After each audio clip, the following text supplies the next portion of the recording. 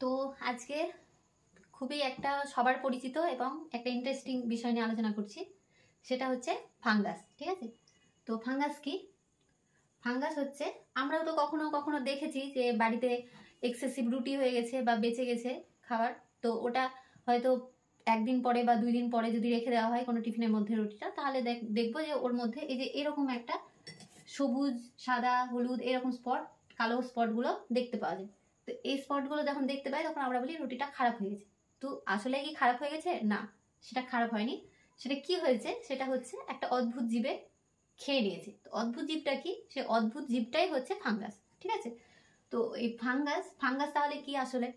Fungus না প্রাণী পুরোপুরি, না উদ্ভিদ। ঠিক আছে, ফাঙ্গাস হচ্ছে এক রকমের অণুজীব। তো এই যে ফাঙ্গাস, ফাঙ্গাস নিজের খাবার কিন্তু নিজে তৈরি করতে পারে না। এরা অন্য জীব থেকে বা মৃত জৈব পদার্থ থেকে তাদের খাবার সংগ্রহ করে। ঠিক আছে, তো ফাঙ্গাস কোথায় পাওয়া যায় তাহলে? ফাঙ্গাস সমস্ত জায়গাতেই ছড়িয়ে থাকে, যা আমরা খালি চোখে দেখতে পাই না। ঠিক আছে, তো সমস্ত জায়গা বলতে বাতাসে, মাটিতে, ইভেন আমাদের বাড়ির দেওয়ালেও। ঠিক আছে, মানে সমস্ত জায়গাতে। তো যদি বাতাসে দেখি, বাতাসের স্পোর হিসাবে কিরকম ভাবে থাকে, এই যে এটা হচ্ছে একটা ফাঙ্গাস, ফাঙ্গাসের ছবি।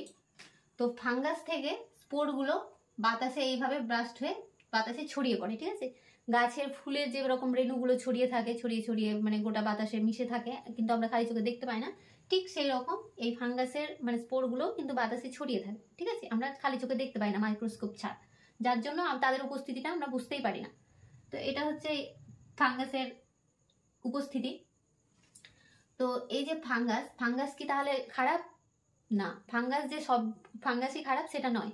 তো ফাঙ্গাস বা এই যে ছত্রাকের যে ভালো দিক কিন্তু প্রচুর আছে। যেমন তারা এই যে বেকারি শিল্পে যখন আমাদের পাউরুটি, রুটি এগুলো তৈরি করি, তখন কিন্তু তাদের এই যে পাউরুটির মধ্যে, এই যে দেখাচ্ছি ছবিতে, পাউরুটির মধ্যে এই যে ফাঁপা ফাঁপা ভাব বা স্পঞ্জি স্পঞ্জি ভাব, ফোলা ভাব যেটা, সেটা কিন্তু ইস্ট ব্যবহারের জন্যই হয়। ঠিক আছে, ইস্ট নামক ছত্রাক বা ফাঙ্গাস যেটা ব্যবহার করছি, সেই ফাঙ্গাস ব্যবহারের ফলে কিন্তু এই ফোলা ভাবটা, স্পঞ্জিনেসটা আসে।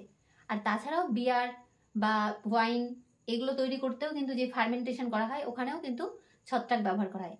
ইভেন মানে অ্যান্টিবায়োটিক তৈরি করতেও কিন্তু আমাদের ছত্রাক বিশেষ একটা ভূমিকা রাখে। যেমন পেনিসিলিয়াম নোটেটাম নামক যেই ছত্রাক আছে, সেটি দ্বারা কিন্তু অ্যান্টিবায়োটিক তৈরি হয়। ঠিক আছে, তাহলে তো প্রচুর দেখলাম ভালো দিক ছত্রাকের, কিন্তু কিছু কিছু স্বল্প পরিমাণ ছত্রাক আছে যেটা খারাপ দিকও আছে। কিছু ছত্রাক আছে যেগুলো মাইকোটক্সিন নামক একটা মানে বিষক্রিয়া পদার্থ তারা শরীরে খাবারে তৈরি করে। ঠিক আছে, যেটি আমাদের প্রাণী, উদ্ভিদ উভয়ের ক্ষেত্রে কিন্তু খুব মানে বিষক্রিয়া তৈরি করে, ক্ষতিকর। উদ্ভিদের ক্ষেত্রে কিভাবে ক্ষতি করে? এই যে উদ্ভিদের যদি দেখি পাতা, তাহলে উদ্ভিদের পাতার পিছনের দিকে অনেক সময় দেখতে পাই আমরা উল্টালে, যে পিছনের দিকটা এটা উল্টো দিক পাতার। ঠিক আছে, তো উল্টো দিকে এরকম সাদা সাদা স্পট, হলুদ এরকম স্পট গুলো কিন্তু দেখতে পাওয়া যায়। এটা কিন্তু মানে স্পটের জন্য কিন্তু ফাঙ্গাস দায়ী। ঠিক আছে, এছাড়াও যদি মাইক্রোস্কোপে দেখি, তাহলে মাইক্রোস্কোপে এভাবে দেখতে পাবো, এই যে এখানে যেমন কিভাবে প্রথম থেকে মানে ফাঙ্গাস আক্রমণ হওয়ার পর থেকে পরপর স্টেজ, কিভাবে ফাঙ্গাসটা গ্রো করছে, কিভাবে পাতার উপর এফেক্ট ফেলছে, ফাইনালি লাস্ট স্টেজে কি এফেক্ট থাকছে, এইগুলো মাইক্রোস্কোপে পরপর মানে দেখতে পাওয়া যাবে। ঠিক আছে, কিন্তু এটা মানে খালি চোখে পুরো গ্রোটা ফাঙ্গাসের কিভাবে বাড়ছে, কিভাবে ফাঙ্গাস এফেক্ট ফেলছে পরপর স্টেপটা, এটা দেখা খালি চোখে সম্ভব নয়। শুধু আমরা এফেক্টটা দেখতে পাই যে এটাতে ফাঙ্গাস এভাবে এফেক্ট ফেলেছে। ঠিক আছে, তো মানুষের উপর কি প্রভাব ফেলে সেটা যদি দেখি, তো মানুষের উপর প্রভাব ফেলে এই যে মূলত মানুষের ক্ষেত্রে না, ত্বকের ওপর কিন্তু বেশি ফাঙ্গাস এফেক্ট ফেলে। ঠিক আছে, তাছাড়াও ফুসফুসের ওপরেও ফেলে, কিন্তু ত্বকের ক্ষেত্রে বেশি। তো ত্বকের যে ইনফেকশন গুলো মূলত ফাঙ্গাসের কারণে হয়ে থাকে। এই যে এখানে দেখতে পাচ্ছি এই ইনফেকশনটা ফাঙ্গাসের জন্য দায়ী। তো বিভিন্ন আমরা অনেক সময় কি করি, যে কিছু খাবারে যখন ফাঙ্গাস লেগে যাচ্ছে দেখছি, তখন ওই অংশটা বাদ দিয়ে ফেলে বাকিটুকু খাওয়ার চেষ্টা করি, কিন্তু এটা একদম করা উচিত নয়। ফাঙ্গাস যদি কোনো খাবারে যদি এফেক্ট ফেলে, তাহলে পুরো খাবারটাই ফেলে দিতে হবে। কারণ যে কোনো একটা খাবারে ফাঙ্গাস হয়েছে, তো আমরা ভাবছি যে যেটুকু অংশটায় ফাঙ্গাস আছে সেটুকু বাদ দিলে হয়তো পুরোটাতে ছড়ায়নি, কিন্তু আমরা তো খালি চোখে দেখতেই পাই না যে ওই ফাঙ্গাসের এফেক্টটা কত দূর পর্যন্ত গেছে। ঠিক আছে, কারণ ওটা এতটাই সূক্ষ্ম যে ওর ফাঙ্গাস খুব দ্রুত মানে তার মধ্যে একটা স্পোরগুলো তাদের ছড়িয়ে দেয়। তো আর এবং মাইকোটক্সিন নামক যে বিষক্রিয়া যে বললাম পদার্থ তৈরি করে, সেই পদার্থটা ততক্ষণ পর্যন্ত তৈরি করে ফেলে এবং ছড়িয়েই দেয় পুরো খাবারটাকে। তো তার জন্য খাবারটা মানে কোনো অংশ বাদ দিয়ে যে বাকি অংশ খাবো এটা করা উচিত নয়, পুরো অংশটাই ফেলে দিতে হবে, ঠিক আছে।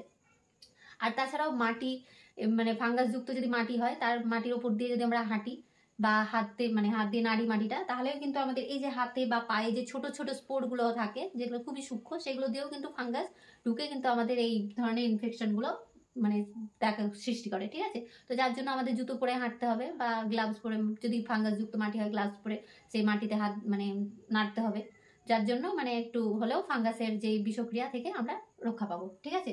তো এই যে ফাঙ্গাস আর একটা ইকোসিস্টেমের কিন্তু একটা মানে ফ্রেন্ড হিসাবেও কিন্তু ফাঙ্গাসকে আমরা জানি, কারণ এটা একটা মানে কি বলে ওটাকে পরিচ্ছন্ন কর্মী হিসাবে, ইকোসিস্টেমের পরিচ্ছন্ন কর্মী হিসাবে ফাঙ্গাসকে মানে ধরা হয়। কারণ ফাঙ্গাস হচ্ছে মানে পচা যে সমস্ত জিনিসগুলো খেয়ে ফেলে বলছি আমরা, পচা সমস্ত জিনিসগুলো কিন্তু ভেঙে দিতে সাহায্য করে, ঠিক আছে। ফাঙ্গাস ভেঙে দিয়ে মাটিতে মিশাতে সাহায্য করে এবং মিশানোর ফলে সেখান থেকে আবার নতুন মানে জীব জন্মগ্রহণ করে। তো এটাতে একটা বড় ভূমিকা কিন্তু ফাঙ্গাসের আছে, সেহেতু মানে খারাপ হলেও বেশিরভাগ মানে ভালো দিকটাই কিন্তু ফাঙ্গাসের আছে। তো এটাই মোটামুটি একটা ফাঙ্গাসের ওভারভিউ।